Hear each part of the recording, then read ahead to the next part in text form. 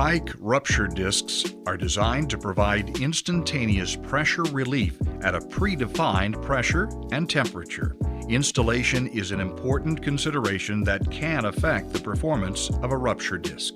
Installation instructions are included with all Fike rupture disc shipments.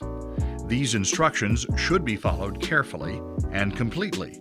To aid in this procedure, we will now demonstrate the recommended installation procedure. Remember to place the rupture disc assembly where it will have sufficient clearance to operate unhindered. The rupture disc assembly should be vented to a safe area where people and equipment are not at risk, as a system discharge can be hazardous or cause injury. Baffle plates used on the end of outlet piping will redirect but not eliminate potentially dangerous system discharge. The piping near the rupture disc assembly should be braced to absorb shock caused by the opening of a rupture disc. Fike provides a danger sign with all rupture disc shipments, and it should be placed in a conspicuous location near the zone of potential danger.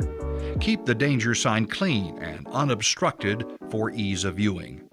To install a new rupture disc, remove the burst rupture disc assembly from its piping. Please use caution as a ruptured disc may have sharp edges. Remove cap screws and separate the holder components. If this is an existing installation, it is important at this point to do a visual inspection of the rupture disc holder. Inspect the holder seat area for nicks, scratches, corrosion, or deposits left by the process media. If necessary, hand polish the seat area with Scotch-Brite, superfine steel wool, or a fine emery cloth. Before installing a new rupture disc into the rupture disc holder, clean the seat area with a solvent compatible with your media. To verify that the holder has not become deformed, place a straight edge on the flat flange mating surfaces of the base and hold down. If the flat surfaces are not parallel with the straight edge, the holder should be replaced immediately. Visually inspect the rupture disc for shipping damage. Read the complete information contained on the rupture disc tag. Verify that the disc size, type, pressure, and temperature are correct for your system. After verifying that you have the correct rupture disc, carefully place forward-acting rupture discs into the base of the holder, or if the rupture disc is reverse-acting, carefully place the disc into the hold-down of the holder. Check the rupture disc tag and make sure that the side labeled vent side faces downstream. Rupture disc tags with flow arrows must point in the same direction as the flow arrows on the rupture disc holder. Carefully place the base or hold down on top of the disc. Install cap screws. Check to be sure the gap between the base and the hold down is equal all the way around the holder. If it is not, take the rupture disc holder apart and reassemble. Apply the recommended cap screw torque at this time. This can be found in the written installation and the maintenance instructions. As part of the planned or routine shutdowns and maintenance, TQ and TQ Plus series holders can be removed from between companion flanges and inspected for corrosion or damage.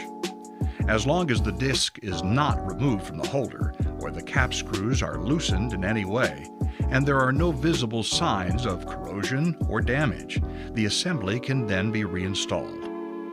After assembling the rupture disc and holder, or removing the assembly for inspection, you are ready to install the rupture disc assembly into your piping system.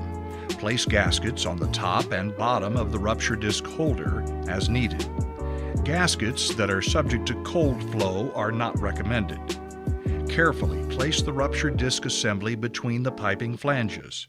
Check to ensure the holder flow arrows point downstream. Care should be taken not to damage the dome of the rupture disc, being particularly careful if it protrudes above the hold down of the rupture disc holder. Check to see that all studs and nuts are the correct size. Lubricate the studs with a light, free-running oil such as 20 grade. Studs and nuts that show evidence of galling should not be used. Insert the studs into the flange and finger tighten. Check to see that the gap is still equal. If it is not, loosen the studs and the nuts, and adjust flanges until the gap is once again equal. To determine the required torque, refer to the appropriate stud torque chart included in the written installation instructions. Find the nominal rupture disc size and ANSI rating of your flange. Follow the row across the column that contains your rupture disc type to determine what is required for your rupture disc in foot-pounds. Using a crisscross pattern, apply torque in 25% increments. For example, if the required torque is 100 foot-pounds, torque would be applied in 25 foot-pound increments using the crisscross pattern. After each torque step, it is recommended that you check the gap between the base and the hold down to be sure that it is still equal. After the final torque step has been completed, make one revolution around the flange to be sure that each stud has received the correct amount of torque. Fike rupture discs and holders come in many sizes and types. A common requirement of all designs is proper handling and installation. We realize that this demonstration has been done under ideal circumstances. We also realize that the location of your particular rupture disc may not be ideal. However, when these steps and written instructions are followed as closely as possible, the performance and service life of your rupture disc may be enhanced. As always, contact Fike Technical Support or your local Fike representative if you have any questions or need any assistance.